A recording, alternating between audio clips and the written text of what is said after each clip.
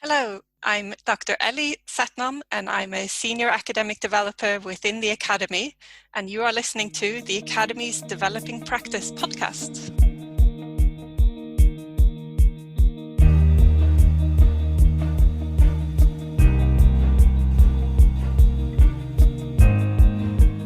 Hello and welcome to the next episode of the University of Liverpool Academy's Developing Practice podcast. In this episode, myself, Alex Owen, an academic developer, and Matt Davis, organisational developer, sat down with Professor Stan Taylor of Durham University and Dr. Ellie Satnam from the University of Liverpool, former podcast guest, to discuss the changing landscape of doctoral education and the implications of this for PhD supervisors. We hope you enjoy. Stan and Ellie, we're really pleased to be speaking to you both today. Research supervision is a theme that a number of our guests have actually mentioned in our previous recordings, and so we're really pleased to be exploring this important topic with you. But before we get started, it would be really good just to hear a little bit about your professional background and how you've arrived at where you are today. So Stan, if we start with you, please. Thank you. It's a privilege to be asked. Let me say that for starters. My background, essentially, I was a lecturer at Warwick, supervised a number of research students there for many years, and then I switched into academic staff development, professional development, and I did that at Newcastle University and then at Durham University. In all cases, I've specialised myself in terms of doctoral education, working with doctoral supervisors and working with doctoral students. That's been my passion in life. I technically retired 7 years ago. My wife says I'm now down to 6 days a week, so I'm still active in research, producing books, papers, and gratefully working with doctoral supervisors as well. Wonderful. And how about you, Ellie? So I started off as a biologist, a ecologist, and I did a number of years of kind of teaching fellowships and postdocs. And then 3 years ago, I switched over into a role as an academic developer. And in making that switch, I started off looking after PhD students and providing professional development for PhD students. And obviously, an important part of that is how the students engage with their supervisors and seeing issues around supervision from the student's perspective. And then I've now most recently taken over the Academy's development of a programme or an offer for PGR supervisors. So now really keen to really get to grips with what supervision is all about. I don't have the experience of having been a PhD supervisor myself, but I have been a PhD student and had supervisors, so I kind of had personal experience from that side. But it's really interesting to really get to grips with supervision from the supervisor side as well now. Brilliant. So I can see how your work overlaps. And Ellie, it was you who came to me and said, we need to talk to Stan on the podcast. Can you tell me how you both met? So I attended a workshop hosted by the UKCGE, where Stan was the facilitator of that workshop. And I just really found the workshop very interesting and had a very nice chat with Stan on the way back to the train station after the workshop as well. So I thought, it would be good to get him on our podcast and kind of continue that conversation that we had at that workshop. Great. That's a good bit of networking you did there, Ellie. All benefits the podcast. So today we're talking specifically about PGR supervision. So Stan, why is there a focus on that at the moment within our sector, do you think? I think there are two reasons. Firstly, it's becoming realised that the contribution that research students or doctoral graduates make to economic growth. Knowledge is the new fourth factor of production. Those who can create it are rare beasts, and as I said, they're seen as key drivers of economic growth. So your production of doctoral graduates is now becoming a matter of national importance. That's on the one hand. On the other hand, there's been the recent evidence about the costs of becoming a doctoral graduate or a research degree graduate, possibly in terms of mental health. there have been an awful lot of studies which have suggested that for one reason or another, postgraduate research students are rather more liable than comparable sections of the general population to suffer mental health issues. Now, how far this relates to pre-existing conditions, how far it relates to the intensity of doctoral study is not known. But essentially, you've now got two things. We need these people, on the one hand, to further our economic growth.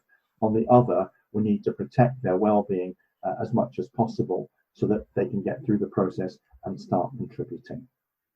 Yeah, I mean, the second thing there that you mentioned, Stan, regarding mental health, I mean, that's something that I've been involved in my role in the academy around the production and creation of e-learning resources specifically aimed at supervisors of PGRs around the awareness of mental health and how to signpost and be that first line of response, I guess, to mental health issues.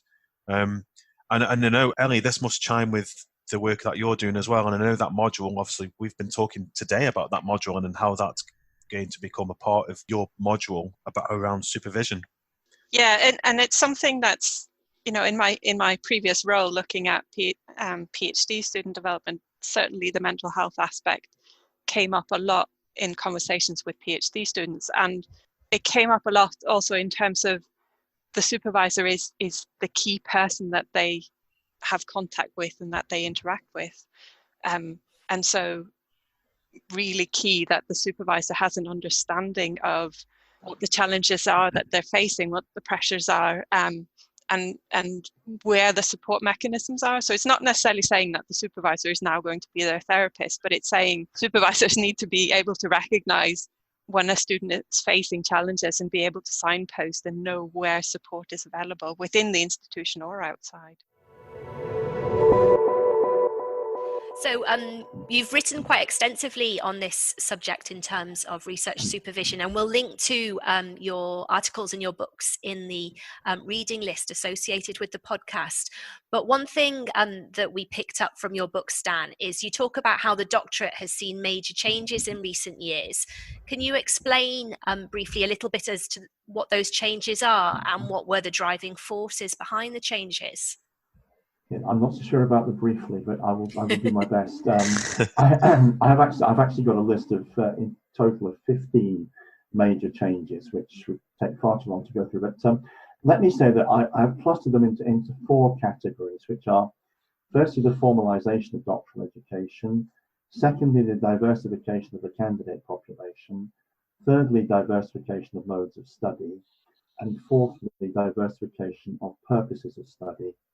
And what I'm going to do, if I may, is take a couple of examples out of each of these fields. So let's start then with the formalisation.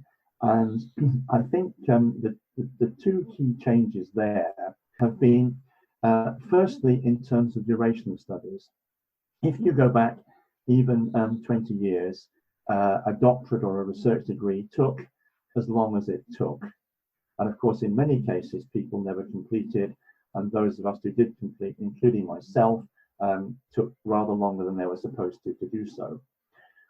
Today, we're under immense pressure to get people through within 3 or 4 years. And with some of our research councils in the UK, if you don't hit targets, then you're penalised, you get the right to studentships taken away. And this has put immense pressure on supervisors, and it's also put immense pressures on students. That's just one example. Another one coming from that same area of formalisation is in terms of models of supervision. Traditionally in the UK, it was the Oxford tutorial was the model for supervisor-student relationships. It was one-to-one. It's been described as a secret garden in which the student and supervisor interacted. Nobody looked into it at all.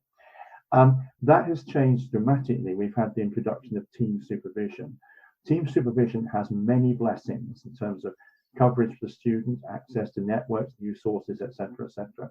But it can also be quite difficult to manage because you have a ménage à trois, and you can have conflict between supervisors, particularly in many cases if you have supervisors from outside and supervisors from inside academia. There are issues there. That's a couple of examples from formalization. From diversification, I think probably the key thing is numbers.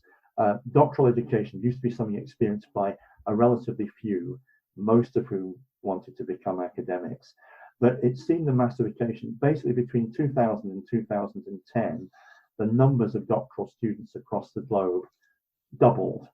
Unfortunately, the numbers of supervisors have not increased pro rata, with the result that supervisors are finding they have many more students to supervise. There are things you can do with that, but it's an issue. And then another one, again, is if you look at the social composition of PGR, again, historically, they tended to be white, male, often from elite universities, upper middle class backgrounds, etc., etc.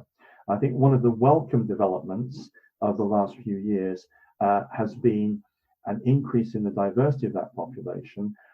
It's interesting now that in most of the Western major doctoral awarding countries, the majority of students are female. There are many more students from minority, ethnic and racial groups doing doctoral studies. There are many more students with disabilities as well. But the thing is, there are issues involved for these candidates that may not necessarily have been there all those years ago. In terms of diversification of modes of study, historically you studied full-time and on campus. Increasingly, many students are studying part-time. In the UK, about 1 in 4 research students is studying part-time. They've often got jobs, families, responsibilities, etc., which alters their study. And then another thing, which is particularly apposite at the moment in the coronavirus situation, is dislocation, is students and supervisors not being together physically, but the whole thing being done electronically over the web. And that is an art form in itself. Just because you can supervise normally with face-to-face does not mean that you can supervise over the web. An awful lot of supervisors, for example, don't have the technological skills to do that. And then the final thing, in terms of the purposes of study, I think I'd identify is historically, if you did a doctorate, you normally became an academic. That has changed completely. And again, if you look at the advanced Western countries, now it's a pretty universal figure that 1 in 3 of those who graduate with doctorates will end up in higher education. 2 out of 3 will end up in other sectors, private, public sectors of the economy. And that has changed the nature of the PhD, and it's changed the nature of supervision, because it's gone from supporting doctoral students to become academics to giving all sorts of support for them to develop the skills so they can play a part in the wider knowledge economy. And that's a quick trip. There's plenty more of that came from. I think that's enough for the moment. Brilliant. So picking out a few of those changes, which could potentially be challenges or opportunities, Ellie, to do with the pressure on supervision, the changes to the model of supervision, the diversification of the student body and modes of study. Do you see some of that in the work that you're doing with supervisors kind of on the ground at the university? Yeah, most definitely. And I saw it also in the work I was doing with PhD students in the past couple of years, in that PhD students are looking for support outside the supervisory relationship, because when you're being supervised by somebody who's taken the very standard kind of traditional route into academia, they don't have a good sense of what it would take to do something different. And like Stan says, only 1 in 3 of those PhD graduates are likely to go into academia at the end of it. The rest will need to find some kind of support to do other things. And it's kind of, how do we support them in finding out what those other opportunities are and how they can use their PhD in different ways? But also, how do we support the PhD's supervisors in recognizing alternative career routes and alternative options? Absolutely. And some of that's the remit of the Prosper project, isn't it, that's taking place in the academy at the university? Yeah, so I'll be working with the Prosper project on some of these things. Prosper is really looking at postdocs and how we support postdocs, but obviously the the people who are supervising postdocs are typically also supervising PhD students. And I think, just like Stan suggested, that the kind of PhD single relationship between a student and a supervisor has changed also, in that you're now more often part of a whole group of PhD students, postdocs, with multiple supervisors kind of all interacting, and it's kind of a different environment to, I say, grow up in terms of growing up into the academic world. And do you think there's something, because when I did my PhD, it was very much how you and Stan have described, in terms of one single supervisor. It was quite a lonely process, whereas with some of the changes that you've described, Stan, do you think there's some work that needs to take place around supporting supervisors to understand the landscape that we're now operating in? I think very much so. There's part of the issue is that supervisors have often been sort of left to get on with it, which is fine. But as you get older and older and older, you have less and less contact with the kind of changing world that's happening. And unfortunately, most universities in the UK don't insist their supervisors undertake CPD, so they can kind of get lost in this new world and so on. So, for example, if you're accustomed to getting students through in 6 years, I remember supervisors telling me that you couldn't actually produce a decent PhD in less than 6 years. How do you then get them through in 4? There are a variety of things that you need to do that, and so, which supervisors may not have. They can find themselves quite lost in this brave new world that we're going through. So it's really important that I don't think the issue is those who are new to supervision, because they have experienced the realities, particularly of the grind of getting through within 3 or 4 years. But as I say, those like myself at a long distance from it really we old dogs need to be taught some new tricks. And I also think it's something to do with the culture within academia, that we need a sort of shift in attitude to some extent around what a PhD is for, and how best to support our PhD students towards graduation. Because, or at least from maybe just from my personal experience, but my supervisor was very much the old-fashioned academic supervisor, and gave us the impression that if you're not striving for a lectureship at the end of it, then he has failed as a supervisor and we've failed as PhD graduates. But you can't go into an environment thinking 2/3 of our candidates are going to fail. You're going to have to think of choosing a different career isn't a failure, but that takes a kind of quite whole-scale culture shift, I think.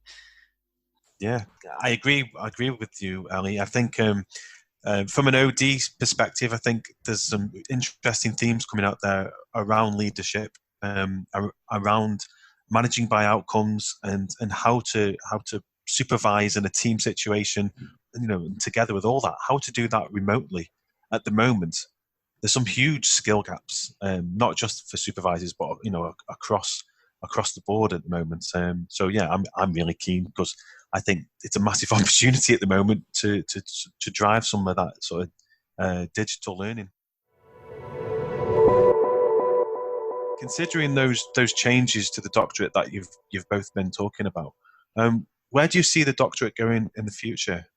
Well, I think we've got to re-engineer the doctorate, and the first thing we've got to ask is, what is a doctorate for? Now, clearly, it's not simply about producing academics anymore. Say 1 in 3 will end up in academia, 2 out of 3 will end up in other sectors of the economy. So I think you've then got to ask yourself, well, what is a PhD for? Is it to prepare you to become an academic? Is it to prepare you to work in industry or commerce? Is it to prepare you to work in the public sector, the non-profit sector, etc., etc.?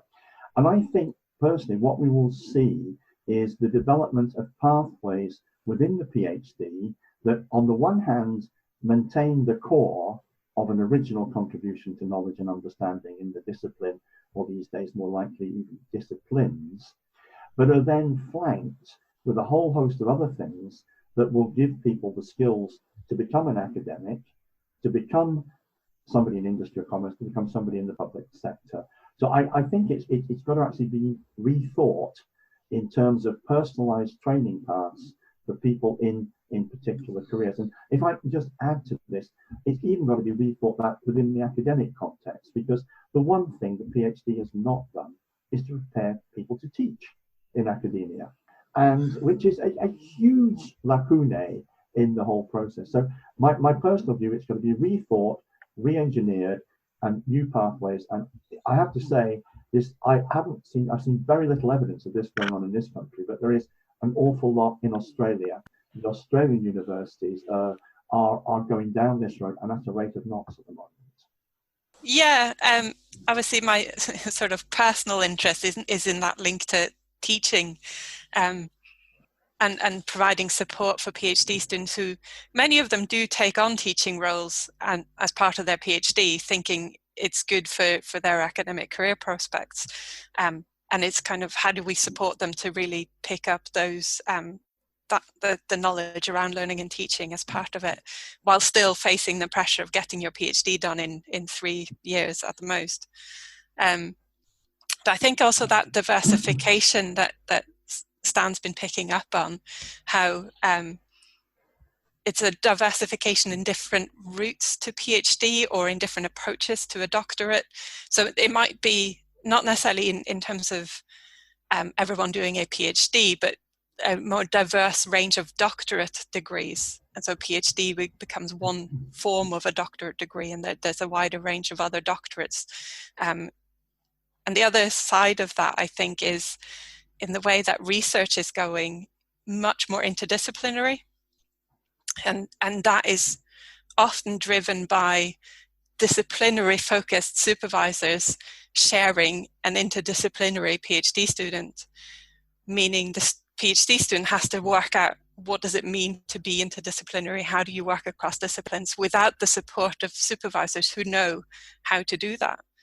And so I think it becomes a real challenge both for supervisors and PhD students, but that's the way research funding is going. That's where the kind of challenges the world is facing needs interdisciplinary solutions and research. So a lot of what we're saying is that we need to work with supervisors to develop their understanding of what supervision means today. Stan, I believe you've been working in collaboration with the UK Council for Graduate Education, developing the Good Supervisor Framework. Can you tell us a little bit about what your motivation for developing this is and what it includes? Yes, the essential motivation is that research supervision has been the Cinderella of academic practice in this country. It's something that's been neglected. It's something historically assumed. Famous quote from Ernest Rudd: "If you can do research, then you can supervise it." I'm not sure that was ever true, but it's certainly not true today. It's become an incredibly complex, sophisticated part of academic practice. And yet it has often remained unrecognized by institutions. A couple of examples here. In terms of promotion, many institutions don't have any separate criteria for promotion for your success with research students. Those which do, it's bums on seats. It's how many have you got through, how many have you got through quickly. Nothing about the quality of their experience. Another thing, virtually every institution in the land has got awards for excellence in teaching and supporting learning, but a much smaller number have awards for excellence in that sophisticated form of teaching and learning, which is called research supervision. So essentially, my personal view is that institutions are often seeing research supervisions as a labor of love and just leaving people to get on with it without recognition or reward. And my concern, and this is very much where I lock into the UKCGE, is that we do believe that it should be something that's properly recognised and rewarded. The UKCGE have actually done 3 things towards that. Firstly, they've established with the Times Higher an Outstanding Supervisor Award presented at the Higher Awards every November. It attracts more applicants than any other award that's made them as well. That's the first one. The second thing UKCGE has done is to create a Research Supervisors Network with a lot of supporting resources. I have the privilege to chair that at the present time. And then the third thing we've done is to create a framework which, on the one hand, can be used quite voluntarily by supervisors just to review and enhance their practice if they want to. But on the other, if there is a need for recognition, then they now have the opportunity to apply to become a UKCGE recognised supervisor. They have to make an application, put a couple of references, one by a colleague, one by a student in. That's then compared to the framework of good supervisory practice. And if it all works out, so they then become recognised as a supervisor. Great. And how does this the framework fit with your work at the university, Ellie? For one, just say thank you to Stan and the UKCGE for coming up with it, because it gives us as developers a nice framework in which to build our resources, to frame our kind of development portfolio, so to speak. And it gives a framework that has national recognition. So it allows us to build support for PhD supervisors, but also providing a route towards them then applying for recognition if they see that as something they would like to do. So I think it raises the profile of PGR supervision. It raises the profile of development of supervisory practice, and it gives us as developers a framework to structure our support as well as for PGR supervisors to engage with as well. And are you seeing this being taken up nationally, Stan? Well, it's only been live for 3 months, and unfortunately, a lot of that 3 months there have been other priorities within higher education, shall we say. So it's not really had a fair trial. I haven't got any figures at the minute for those who've applied. I know from the emails I've had and all the rest of it, so that the framework itself has been well received. What's happening with the recognition scheme, I don't know at the moment. I mean, I have been asked by various institutions to go and do workshops to enable staff to gain recognition, but they've all been cancelled. So it's a bit up in the air at the present time. I would like to think that many supervisors will go for the opportunity for recognition. And if I could just enter something in here, not just in the UK, the need for supervisor development and supervisor recognition, it's not greatly in the major doctoral awarding nations, but particularly in Africa, there's a huge need for supervisors to develop and to be able to supervise students within their own country, etc. And I'm hoping that the framework might offer something to them to develop cadres of supervisors and improve what is a real issue at the present time. So Stan, what does it mean to be a good supervisor? Well, it's an essentially contested question. Different people have got different views of it. But what we did with the UKCGE was we started off with developing, I suppose, a fairly sophisticated framework, very much along the lines of the one used by the Higher Education Academy for fellowship. And it had these 3 categories of core knowledge, professional values, and areas of activity. And there were 22 different sets of criteria. We then piloted this with 13 institutions drawn from 3 of the 4 countries in the UK and from all of the different mission groups.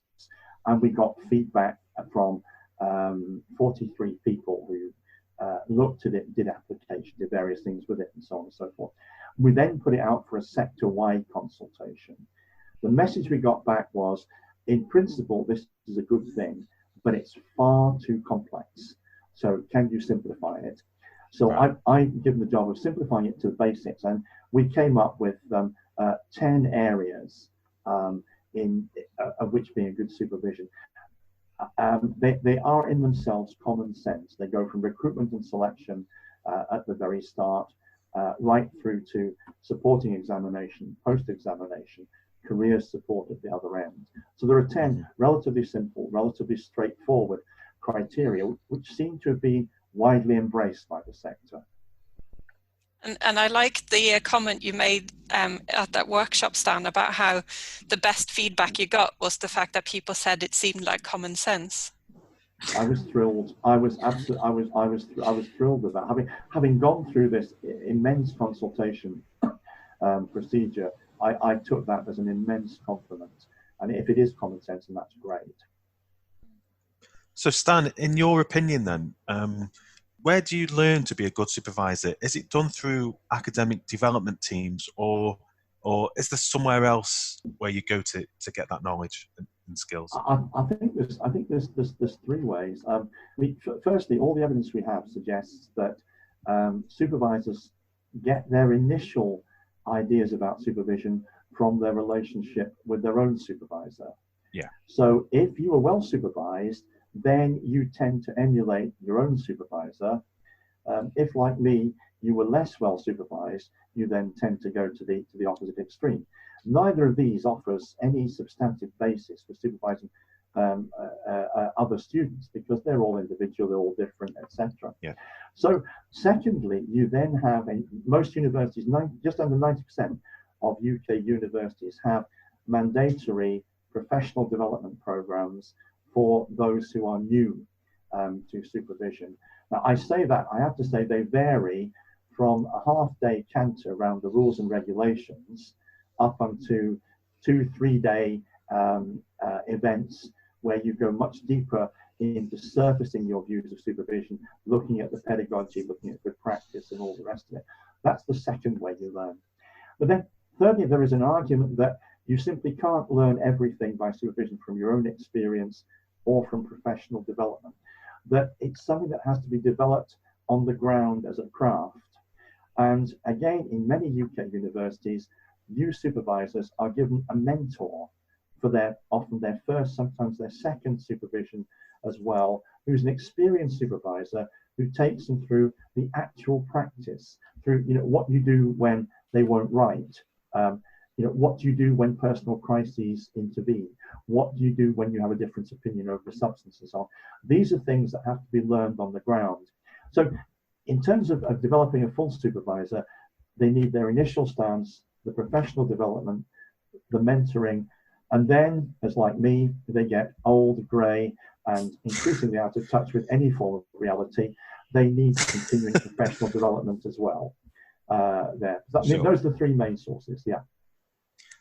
I really like that the third one around mentorship, and having that mentoring relationship for not just your first, but sometimes your second student. Ellie, are we doing something similar at the University of Liverpool around mentorship, or have you seen any impact from? And I know it's early days, from the Good Supervisor framework at the university yet. Yes, and sort of. I guess are the Okay. answers. So mentorship, certainly the university does promote mentorship as an approach, and as far as I'm aware, all new lectureships, they will be allocated a mentor when they start, and that mentor kind of covers both supervisory practice and all kinds of other elements of academic practice, I think. Right. In terms of the framework, because our supervisor development kind of suite of support is still under development and hasn't actually formally been launched yet, it hasn't had an impact in that sense, but I am aware of at least one or two of our new lecturers who have, off their own back, discovered this framework and are pulling together applications for recognition. Oh, that it is, people in the sector are aware of it, and that has trickled down to Liverpool as well. And so I'm going to be working with, she's a new lecturer in physics, some area of physics, who's pulling together an application, and so we'll be working together so that, for one, she can get some feedback on her application, and so that I can also learn more about how that works. But kind of coming back to what Stan was saying about the three different ways of learning, it's kind of how I envisage our approach as developers, is about facilitating opportunities for that kind of learning from others' practice. So it's not so much that I'm going to stand up in front of a group of new supervisors and say, this is how you do things, but kind of extending that mentorship and that chance to learn from the practice of others just by asking questions and facilitating those discussions. And to do that, I think that framework that the Good Supervisor framework sets out it guides me in the types of questions that I should be asking and prompting our participants to think about. Yeah, so I guess the implication for you as an academic developer looking at supervision is around how do you facilitate those great conversations between supervisors in a room to make sure that they share and exchange knowledge and best practice. Yeah. I guess that's the implication for you. Was that a good model, do you think, Stan? I think it's a very, very good model. And I work with supervisors in a number of universities up and down the land. And what I try to do is to give them a tool, something like the Kiley, Cadman, Brown, Atkins supervisory perception scale, get them to work with things like that, get them to discuss it with each other. This is trying to surface supervisory styles, surface your style, discuss it with the colleagues around you, and decide what assumptions you're making about students if you have that particular style, and whether you need to develop another style. So it's exactly the same technique as Ellie's described. Thanks both. There's been lots within that for us to think about and reflect on. We like to finish each podcast with 3 or 4 take-home tips for the listeners to reflect on in terms of their own personal practice. So Stan and Ellie, if you've got a couple of tips for us to think about, what would they be? So Stan, if we start with you. I think firstly, the key thing is to realize that research students are all individuals. There is no one size fits all, and they've got to be treated that way. Support needs to be tailored to their needs. Secondly, to do that, supervisors need to be aware of their own preferred supervisory styles, and they've got to be able to adopt a repertoire of supervisory styles, which is particularly important with something we haven't mentioned yet, which is international students. You have to bear in mind that 45% of UK research students come from outside the UK. They can bring assumptions from other higher education systems which don't match very well with ours. And it's really important for supervisors to develop their styles to cope with that. The third thing I would suggest, some years ago, I was in a Far Eastern country, I was asked the most important thing about getting students through on time. And the answer I gave was regular meetings. Later they sent me the transcript, which said regular beatings. It seems to work, but no, the regularity of meetings is important. And the final thing I think it's worth saying is that we talk an awful lot about issues of supervision and so on and so forth. What we don't do very often is talk about the joys of supervision, because taking on a newly minted doctoral student, watching them transform into independent researchers, it seems to me, it's certainly for me as an academic, it's the most satisfying part of the job that I've got, and it's led to friendships for life. So it's an incredibly rewarding activity in itself. Those are brilliant. And how about you, Ellie? I'm not sure I can top that, but I think the key thing for me is that openness. So Stan mentioned about assumptions you're making as a supervisor or as a PhD student.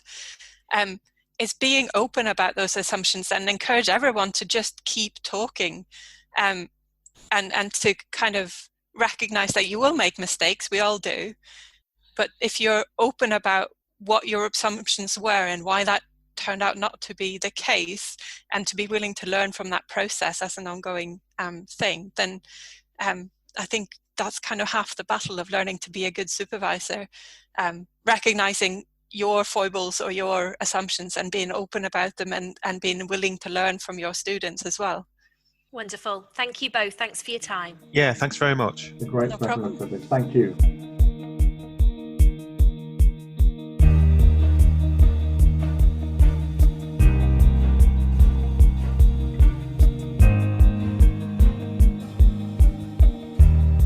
Well, it was great to have that chat with Stan and Ellie. I'm sure you enjoyed it as much as we did. One key thing that I took away from that was that we really do need to work with supervisors to explore what supervision looks like today. And I guess that's particularly relevant in these COVID times that we're in. And to do that, I guess everybody, particularly the supervisors that are listening, they should really go out and find Stan's supervisor framework, because that could really, really help. Yeah, absolutely. We're all evolving and changing our practice, aren't we, in response to the situation that we're in at the moment, and supervisor development is no different to that. One thing that I have thought about in reflecting on this conversation with Ellie and Stan is that different people obviously have very different views about what a good supervisor looks like. And I remember Stan talking about the core knowledge, the professional values, and the areas of activity that he's used for his framework, and how they're all integral to this. And this is based on the Advanced HE dimensions for recognition. And I guess these categories are important for us all, no matter what role we have in HE, for us to reflect on our practice. So we can use these key categories of our core knowledge, our professional values, and then the areas of activity that we're engaged in to really help us to reflect on what we're doing and why we're doing that, with a view to enhancing our future practice. Well, there's lots in that conversation for you to think about. If you'd like to take your thinking further, we've added some relevant resources to the website on a specific podcast reading list that you can access at liverpool.ac.uk/the-academy/podcast. So please do check those out. We also love to hear what you think about the podcast, so please do tweet us at LiveUniAcademy, or you can tweet us direct at eLearnerMatt or at Alexandra_Owen. Please do let us know what you thought about this conversation. And as usual, we're really grateful for those who have taken the time to either rate or review our show in your podcast provider's app. So if you have listened and enjoyed this episode, please rate or even better review the show, as it really does help get us noticed, and therefore more people will find us as a result. Also, I can see that 21% of you have still not yet subscribed. So that's 20% of all of our listeners are just listening on the fly. So do hit this follow or subscribe button now to keep up to date with our latest episodes. Bye for now.